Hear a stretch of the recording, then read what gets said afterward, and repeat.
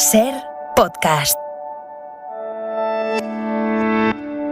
Esto es Acontece que no es poco, y yo soy Nieves con Costrina, la que te lo cuenta en cuanto te descuides. Cada fecha esconde grandes historias minúsculas, o no. A veces guarda pequeñas historias con mayúscula. Aquí te dejo escuchando una.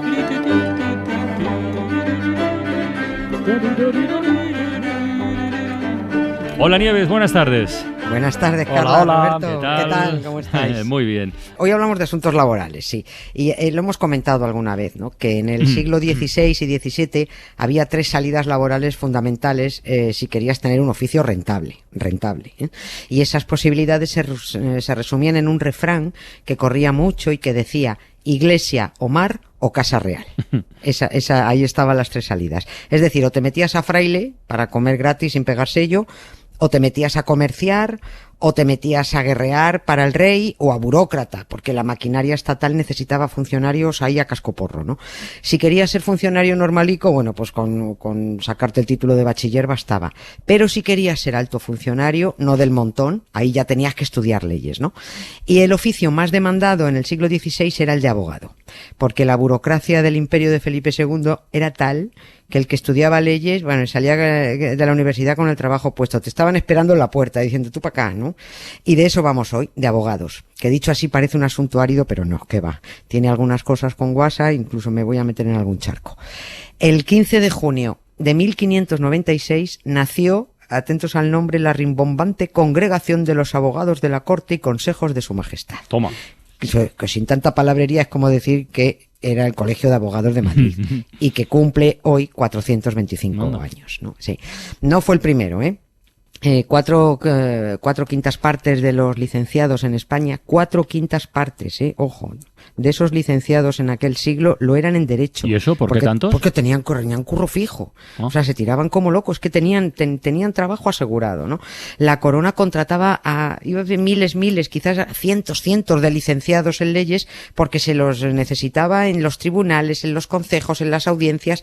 Acordaos, está América ahí también, que había que mandar muchos abogados para América, ¿no? El Imperio Español era vastísimo y eso había que cubrirlo, ¿no? Era mucho territorio y mucho papeleo. Y había tantísimos abogados que quisieron organizarse en congregaciones, en colegios, cosa que a Felipe II no le hacía puñetera gracia. ¿Ah, no? No le gustaba nada. Se lo tuvieron que currar mucho. ¿Qué es eso de abogados congregados? No fastidies. Eso para el rey era como un sindicato. Y a los sindicatos los carga el diablo.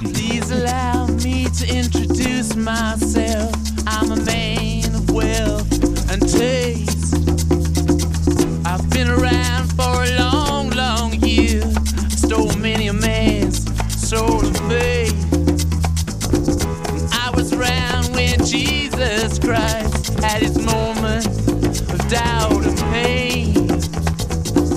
Made damn sure the pilot washed his hands and sealed his face. Pleased to meet you. Hope you guessed my name. Oye, Nieves, ¿y cómo consiguieron los abogados que Felipe II les permitiera congregarse o colegiarse? ¿Tuvieron que pleitear mucho o cómo? Sí. No, solo se pensaron muy bien cómo darle al rey con lo que más le ponía él, que era con la religión, ¿no? Los abogados de Madrid comenzaron a organizarse ahí poquito a poco y diseñando muy bien la estrategia porque sabían que a Felipe II no le hacían ni pizca de gracia las reuniones de profesionales y de gremios, ¿no? Así que para conseguir que el rey, bueno, pues diera su beneplácito a la congregación, utilizaron un truco religioso que le tocara la fibra. Los abogados elaboraron unas ordenanzas que habrían de cumplirse, y leo, para gloria y honra de nuestro Señor y su benditísima Madre y del bienaventurado San Ivo. O sea, ya está, fin de la cita. O sea, con esta declaración tan devota, pues se salvó el escollo, ¿no? Siendo seguro que Felipe ve que esto es una cosa muy cristiana. Si al rey le metemos en la misma frase al tal señor, a la madre y a un santo, esto cuela, ¿no? Y coló. Aquella congregación de abogados, el embrión del Colegio de Abogados de Madrid, trajo algo muy bueno, que cada año se nombraran 8 letrados para que fueran los encargados de atender las causas de los pobres vergonzantes, que se llamaban entonces, ¿no? Abogados de Sí. oficio, ¿no? Exactamente, ahí están los abogados de oficio. Antes se llamaba turno de pobres, ahora turno de oficio, ¿no? Antes había que llevar una declaración del cura de la parroquia jurando que el necesitado de abogado era más pobre que una rata. Ahora hay que demostrar que uno no gana más de 1.100 euros, creo que está la cosa al mes. Oye, antes has dicho que el Colegio de Abogados de Madrid no fue el primero. No, ¿Cuál no fue fue. entonces? Parece que los primeros que se organizaron fueron los de Zaragoza. E incluso antes de que existiera el Colegio de Abogados de Zaragoza, ya existía allí mismo una cofradía de letrados del señor Sanibo. Ya veis que es la segunda vez que aparece este pollo, el talibo, ¿no? Por aquí, pues va a ser que es el patrón de los abogados, ¿no? Aunque aquí hay cierto lío de patrones que no sé yo, a mí me parece un asunto ahí un poquito rancio de lo que he estado mirando, ¿no? Eso es solo mi opinión, que no va a ningún lado, pero bueno, aquí hay muchos patronos al retortero, muchos patrones, o como se diga.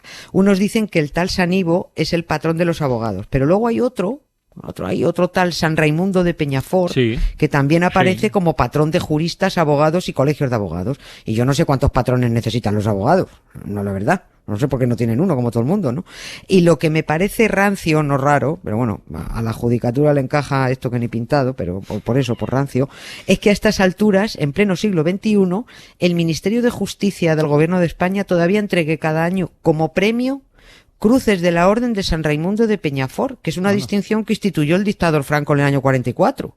Entonces, pues es una cosa ahí un poco, no sé, huele a naftalina esto, ¿no? Es una distinción franquista y de un presunto santo que encima fue inquisidor.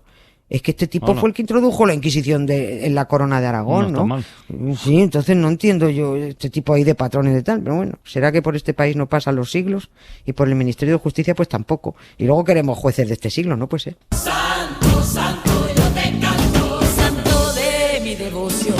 Santo, santo, yo te pido, conquistar su corazón. Y el no rancio, el otro patrón, Sanibo, ¿de dónde sale este? Este me cae un poquillo mejor. A ver. Dentro de lo mal que me caen los santos en general, ¿no? A ver, os leo una cosa. Sanibo era bretón, abogado y no ladrón. Prodigioso. Esto es lo que pone en su tumba. Así, Sanibo era bretón, abogado y no ladrón. Prodigioso. Bueno, la tumba está en la Bretaña francesa, en la catedral de Tréguier, ¿no? Y Sanibo era un fraile del siglo XIII que además fue jurista y dicen que defendía a los pobres, estaba volcado en los pobres. Por eso los abogados de Zaragoza lo pillaron como patrón los primeros y bueno, a partir de ahí se han ido pasando el santo. Pero bueno, no lo tienen muy en cuenta.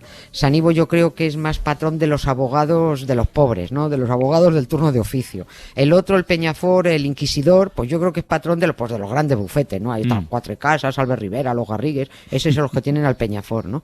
Defendiendo pobres, eso seguro no te hace rico, ¿no?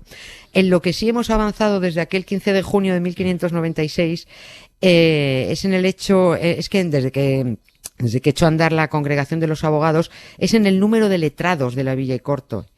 Joder, cómo tengo la boca hoy. Corte. Sí, corte.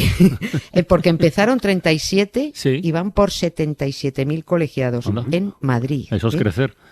¿Quieres crecer? Esto es una salvajada. Parece que son muchos, teniendo en cuenta que en España hay 150.000 abogados. Anda. Sí. En Barcelona, por ejemplo, hay 25.000. Pero bueno, la cifra de 77.000 colegiados de Madrid parece que tiene truco, porque solo ejercen poco más de 30.000, que es una cifra menos exagerada. Es decir, hay unos 47.000 que solo están apuntados, que no ejercen. Esto es como apuntarse al gimnasio y no ir. Pues lo mismo, están apuntados al colegio, pero no ejercen, ¿no? Aún así, hay quien opina que son demasiados, que una de dos. O en este país hay muchísimas injusticias, sobre todo en Madrid, y por eso se necesitan muchísimos abogados, o no hay casos para tanta gente. Lo que parece claro es que lo que no está vigente ya es el refrán ese que decías de Iglesia o Mar o Casa Real, ¿no? Bueno, para unos menos que para otros. Sí, ¿Cómo? la Iglesia sigue trayendo cuenta, ¿no? Antes eran muchos a repartir, ahora son menos, pero a repartir mucho, ¿no? Porque cada vez hay menos curas, pero cada vez cobran más. Hay que meterse a cura y a monja, para el que no tenga curro. Los curas y las monjas tienen la nómina asegurada y nunca van al paro. Como para entender muchas cosas de las que pasaban a finales del 16 y principios del 17, lo mejor es ir a la enciclopedia que nos dejó Cervantes y que además refleja perfectamente la sociedad del momento. Ese refrán, es un refrán. Son dos flanes, doble. como todo, sí, como todo el mundo sabe, un refrán son dos flanes. Bueno, pues ese refrán de Iglesia, Omar o Casa Real se entiende muy bien en el capítulo 39 del Quijote.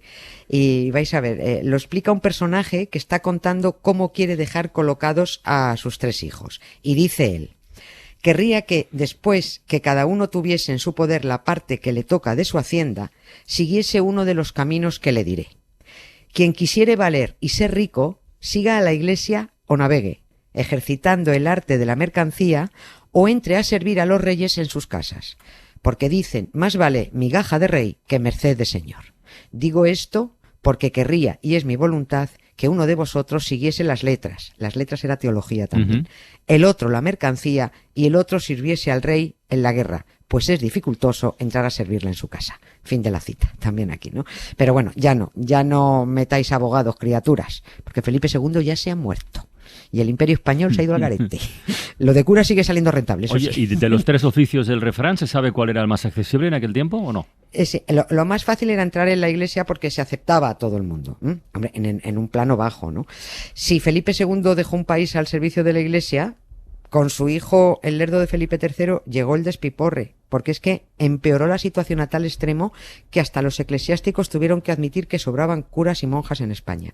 Si sería grave la situación, muy grave, que hasta el Consejo de Castilla, que era como el Consejo de Ministros, pidió al rey Felipe III que frenara la fundación de nuevos monasterios y que suprimiera algunas fiestas de guardar para poder trabajar más y sacar el país adelante, que no trabajaban, ¿no? Todo el mundo entraba en la iglesia con la excusa de salvar almas, pero en realidad entraba porque es que no faltaba que comer, ¿no? Miraras a donde miraras había monasterios, conventos, frailes, monjas, descalzos, calzados, de todo.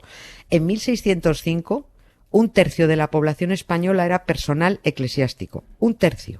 Y ya lo dijo entonces el arzobispo, además, Gaspar de Criales, indignado con el overbooking que había en la iglesia.